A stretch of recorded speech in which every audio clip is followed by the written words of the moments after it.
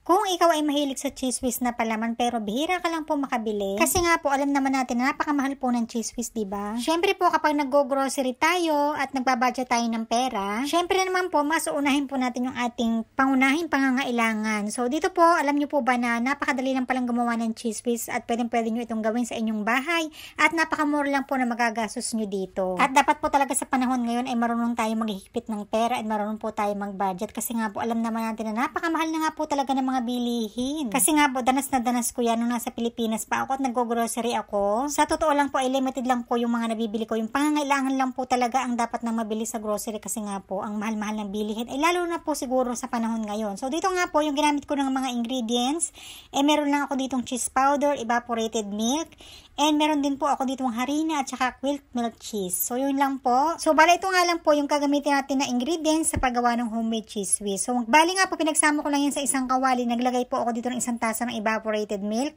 kalahating tasa ng cheese powder, nilagyan ko nga rin po pala yan ng harina. Pagkatapos yung apoy ko nga po pala dyan ay napakahina lamang kasi mabilis po itong masunog. At kung mapapansin nyo, ay napakabilis lang lumapot ng ating homemade cheese whiz. O diba, ito na, malapit na itong maluto. Ay for the go! Kaya naman inilagay ko na nga rin po itong aking quick melt cheese. Isang piraso lang nga lang din po ito.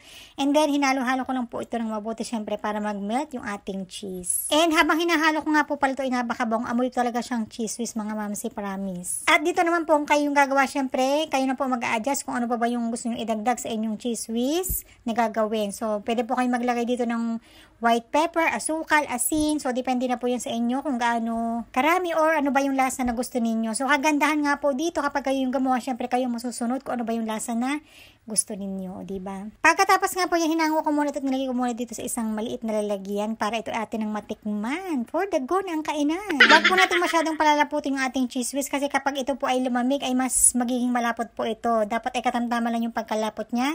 And syempre, kumuha na nga rin po pala ako syempre ng tinapay para ito atin ng matikman. At ang lasa po nito ay napakasarap po talaga. Hindi naman siya 100% na katulad ng nabibili sa grocery pero malapit-lapit na rin. Alam niyo po yung nabibili sa mga labas ng mga tiangge na parang homemade cheese whiz, gano'n na gano'n po yung lasa nito. Kaya try mo na rin po. Pwede po itong pang merienda, pambaon ng inyong anak sa school. Saktong-sakto po dahil pasukan na. Yun lang, bye!